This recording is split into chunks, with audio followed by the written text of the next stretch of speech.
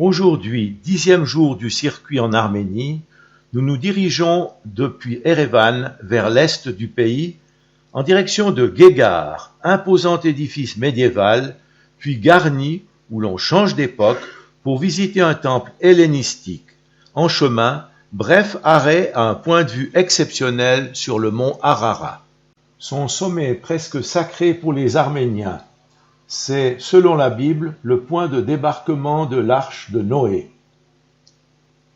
Actuellement sur territoire turc en Anatolie, il était autrefois dans la Grande Arménie.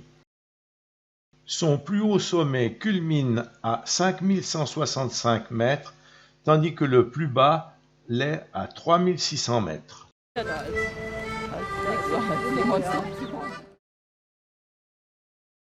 Guégar est un monastère dont les origines remontent au 7 ou 8e siècle. Il présente comme particularité celle d'être en partie troglodytique. En effet, les moines vivaient en ascète, les cellules étant reliées entre elles par des cordes ou des échelles. Ces lieux servirent de refuge lors des invasions arabes, mais fut détruit en 920 puis reconstruit. Le complexe actuel date du XIIIe siècle, 1215 pour l'église principale, 1225 pour les chapelles. Grâce aux reliques de Saint-Lance et à un soi-disant morceau de l'arche de Noé, le site devint un haut lieu de pèlerinage. Ce monastère subit encore de nombreux dommages liés aux invasions mongoles et aux tremblements de terre. Ce bloc de rocher est tombé de la montagne le 3 juin 1975 au cours d'un orage, mais sans faire de dégâts. Ce bâtiment, c'est le gavit, l'équivalent du narthex de nos églises, soit une sorte de hall d'entrée, ici en particulier débouchant sur plusieurs églises.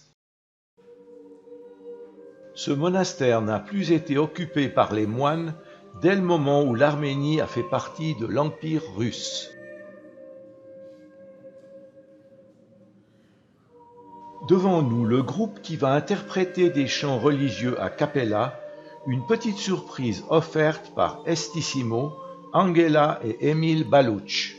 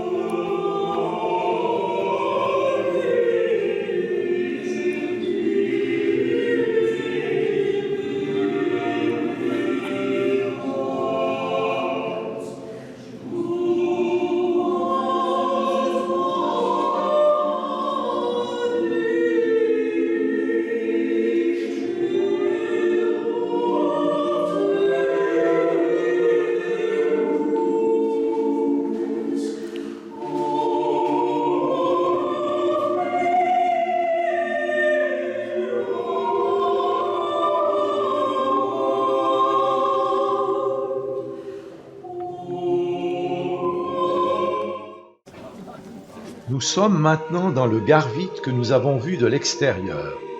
Tout cela est creusé dans le rocher.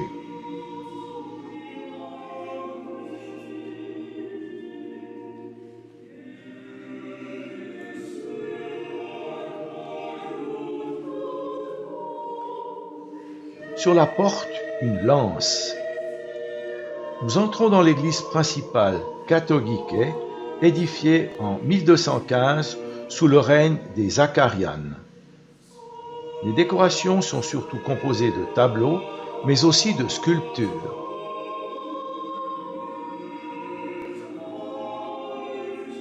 Le plan de l'édifice est celui d'une croix grecque inscrite dans un plan carré surmonté d'une coupole sur base également carrée.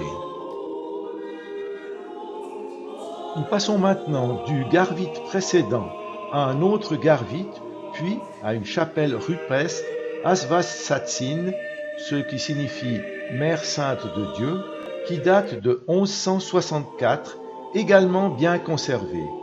Tout au fond, une petite source d'eau claire. Guégar est un centre culturel et ecclésiastique médiéval reconnu, avec une école, un scriptorium, une bibliothèque et de nombreuses cellules pour les prêtres. Nous redescendons maintenant le long de la rivière Azat pour se retrouver à une toute autre période de l'histoire, soit au 1er siècle de notre ère. Nous allons visiter un temple grec hellénistique païen qui fut transformé en résidence royale au IVe siècle lorsque l'Arménie devient chrétienne. Le premier édifice construit sous le roi Tiridate Ier d'Arménie était dédié au dieu soleil Mitra. Certains historiens prétendent que le temple doit d'avoir échappé à la destruction parce que c'était un tombeau, mais c'est un tremblement de terre qui le renversa en 1679. C'est l'inscription grecque trouvée sur place sur ce bloc de basalte de 165 cm de long qui atteste de la date d'édification. Un texte qui dit « Le dieu soleil, Tiridate, roi incontesté de la Grande Arménie, a construit le temple et une forteresse imprenable dans la 11e année de son règne, quand Ménédjé était sénéchal et Amathé commandant. » Dans les années 1969-1975, il est reconstruit avec un mélange de pièces originales trouvées sur place et de matériaux modernes qui lui donnent un aspect bigarré. L'édifice est un périptère selon la conception des temples gréco-romains, placé sur un podium à 3 mètres du sol.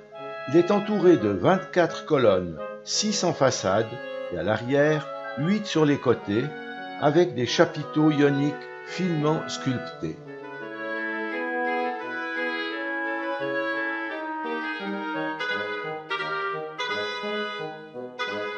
Si les logements de la garnison ont disparu, les fouilles archéologiques ont mis au jour des latrines et des thermes romains datant du IIIe siècle après Jésus-Christ. On y découvre le génie romain avec sa technique de chauffage par le sol, en particulier pour les caldariums.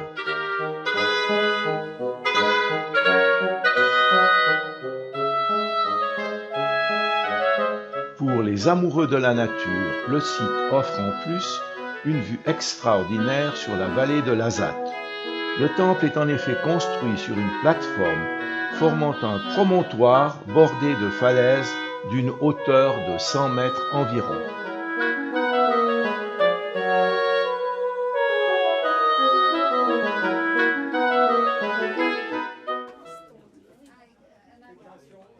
Le lavash est un pain traditionnel composé de farine de blé et d'eau pétrie qui fait partie intégrante de la cuisine arménienne.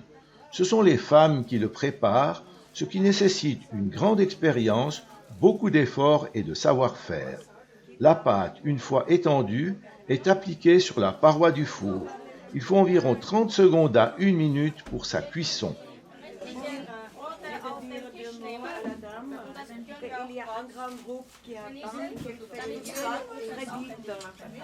Le lavash est souvent servi entourant fromage, légumes ou viande. Il se conserve environ 6 mois.